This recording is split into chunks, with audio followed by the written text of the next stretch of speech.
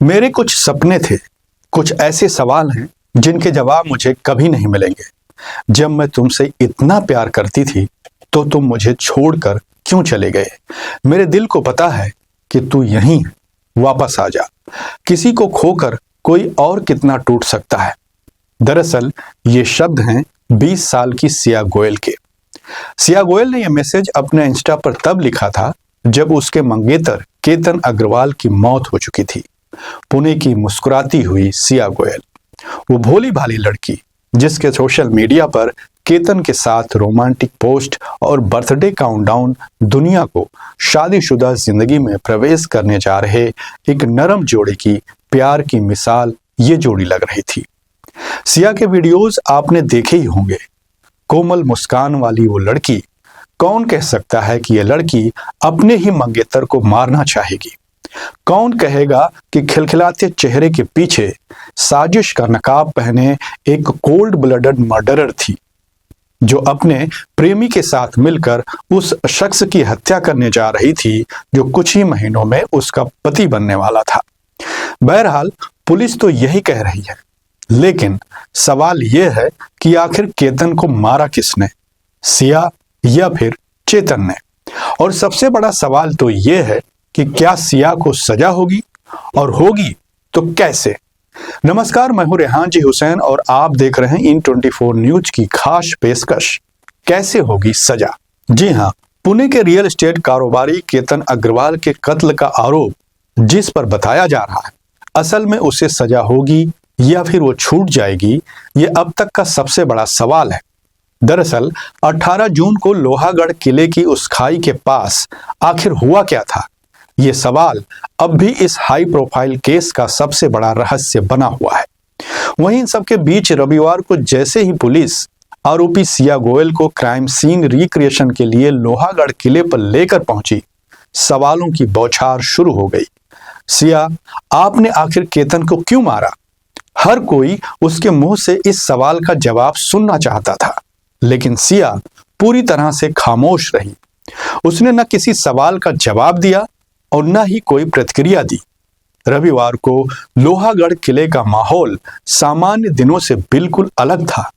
Police की कई गाड़ियां, अधिकारियों की मौजूदगी और बड़ी संख्या में मीडिया कर्मी किले के प्रवेश द्वार पर पहले से ही मौजूद थे। सभी की निगाहें एक ही गाड़ी पर टिकी थी जिसमें पुलिस आरोपी सिया गोयल को लेकर पहुंचने वाली थी, और कुछ ही देर में पुलिस का काफिला वहां पहुंचा। सुरक्षा के कड़े इंतजामों के बीच सिया को वाहन से उतारा गया। जैसे ही वो कैमरे के सामने आई, पत्रकारों ने एक साथ सवाल पूछने शुरू कर दिए।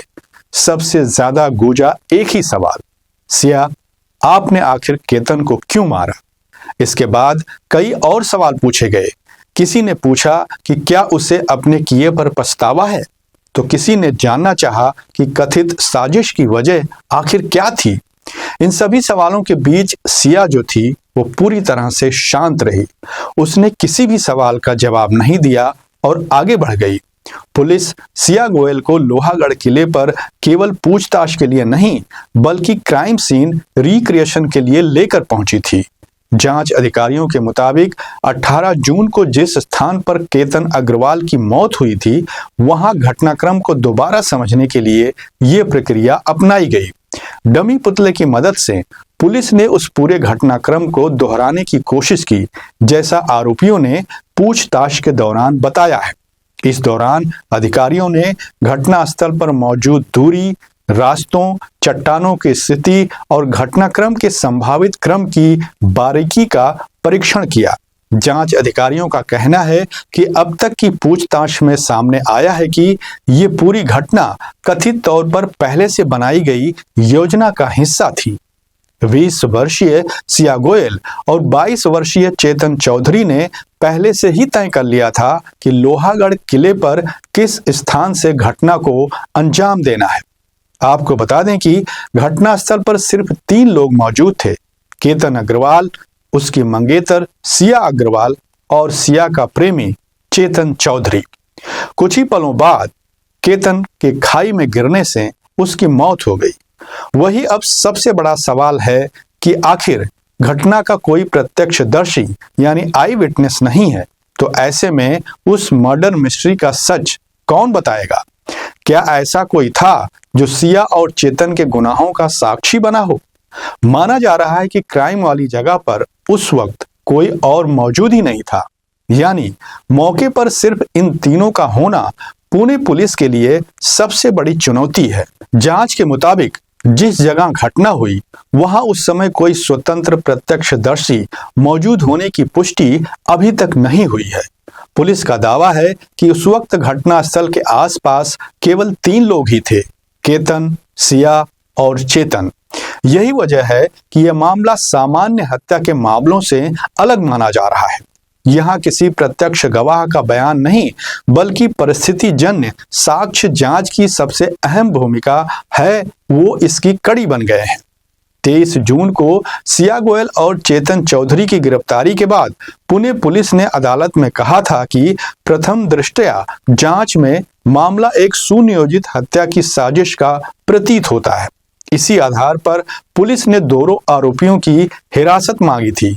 पुलिस का कहना था कि पूछताछ, डिजिटल साक्ष्य और घटनास्थल की जांच से पूरे घटनास्थल की कड़ियां जोड़नी है। अदालत ने पुलिस को रिमांड दिया और जांच आगे बढ़ी। पुलिस ने रिमांड के दौरान कई स्तरों पर जांच की। अब तक सामने आई जानकारी के अनुसार जांच टीम ने दोनों आरोपियों के मोबाइल फोन की जांच की, कॉल डिटेल रिकॉर्ड और डिजिटल डेटा का विश्लेषण किया, कई सीसीटीवी फुटेज खंगाले, मोबाइल से मिले वीडियो और अन्य डिजिटल सामग्री की जांच की। सिया और चेतन से अलग अलग और आमने सामने पूछताछ की गई। पूछताछ में मिले इनपुट के आधार पर घटना का सत्यापन भी किया गया। सिया के माता पिता और भाई से भी लंबी पूछताछ की गई। लोहागढ़ किले पर क्राइम सीन रिक्रिएशन भी करवाया गया। इन सभी का उद्देश्य उपलब्ध तथ्यों का आपस में मिलान करना था। पूरी जांच के बाद भी सबसे अहम सवाल बना हुआ है कि क्या पुलिस के पास ऐसे पर्याप्त साक्ष्य हैं जिनके आधार पर अदालत में यह साबित किया जा सके कि हत्या की साजिश सिया और चेतन ने ही रची और उसे अंजाम दिया, जिसके चलते लोगों के मन में सवाल है कि जिस बर्बरता से केतन की मौत हुई उसके बाद भी क्या सिया छूट जाएगी? वहीं सिया के वकील के एक बयान ने भी इस सवाल को जन्म दे दिया है। सवाल इसलिए भी है कि सिया से पहले सोनम रघुवंशी का मामला भी चर्चा में था। जिस बर्बरता से राजा रघुवंशी की हत्या हुई उसके बाद भी सोनम को जमानत मिल गई। सिया को लेकर सवाल उठना भी लाजमी है।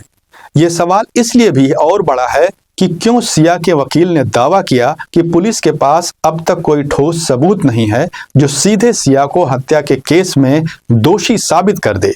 हालांकि पुलिस ने अभी तक जांच से जुड़े सभी साक्ष्य सार्वजनिक नहीं किए हैं, इसलिए अंतिम निष्कर्ष न्यायिक प्रक्रिया के दौरान ही सामने आएंगे। वैसे आपराधिक मामलों में प्रत्यक्षदर्शी गवाह महत्वपूर्ण माने जाते हैं, लेकिन भारतीय कानून केवल आई विटनेस पर ही निर्भर नहीं रहता। यदि परिस्थितिजन्य साक्ष्यों की पूरी श्रृंखला एक दूसरे से जुड़ती है और किसी अन्य तार्किक संभावना को समाप्त करती है तो अदालत ऐसे मामलों में भी दोष सिद्धि पर विचार कर सकती है। यानी किसी मामले में प्रत्यक्ष गवाह का ना होना अपने आप में आरोपी के बरी होने का आधार नहीं बनता। वरिष्ठ अधिवक्ताओं के मुताबिक किसी अपराध में प्रत्यक्षदर्शी का ना होना ये साबित नहीं करता कि आरोपी बच जाएगा।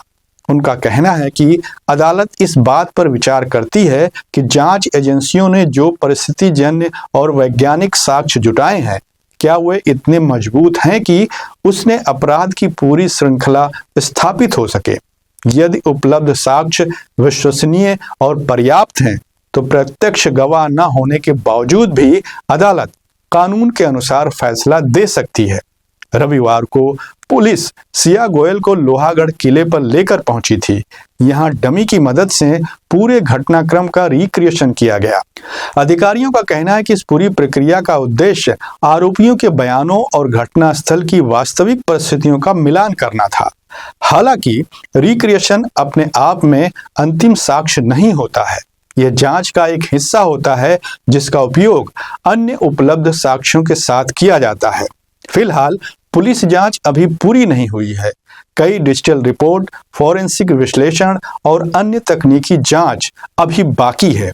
इसीलिए यह कहना जल्दबाजी होगी कि मामला किस दिशा में जाएगा। जांच एजेंसियां उपलब्ध साक्ष्यों को एकत्र कर रही हैं, जबकि बचाव पक्ष अदालत में अपने तर्क रखेगा। फिलहाल केतन अग्रवाल हत्याकांड में बड़गांव मावल स्थित JMFC कोर्ट ने मुख्य आरोपी सिया गोयल और सह आरोपी चेतन चौधरी की पुलिस कस्टडी 3 जुलाई तक बढ़ा दी है। अदालत ने दोनों आरोपियों को 4 दिन की अतिरिक्त पुलिस रिमांड पर भेजा है। जांच एजेंसियों का कहना है कि अभी कई डिजिटल और फॉरेंसिक साक्ष्यों का विश्लेषण किया जाना बाकी है। Mobile phone, call record, location data और अन्य इलेक्ट्रॉनिक साक्ष्यों का मिलान भी जांच का महत्वपूर्ण हिस्सा है। हालांकि पुलिस ने जांच में कई महत्वपूर्ण दावे किए हैं, लेकिन इस हाई प्रोफाइल मामले में अभी कई सवालों के जवाब मिलने बाकी हैं। क्या कथित योजना वास्तव में पहले से बनाई गई थी? क्या सभी परिस्थितिजन्य साक्ष्य पुलिस के दावों की पुष्टि करेंगे? क्या जांच में कोई और व्यक्ति भी सामने आएगा? इन सभी सवालों का जवाब आगे की जांच और अदालत की सुनवाई के दौरान ही सामने आएगा। फिलहाल इस पेशकश में इतना ही। बाकी की ताजा तरीन खबरों के लिए बने रहिए इन 24 न्यूज के साथ। मुझे यानी कि रेहान जी हुसैन को अब दीजिए इजाजत। नमस्कार।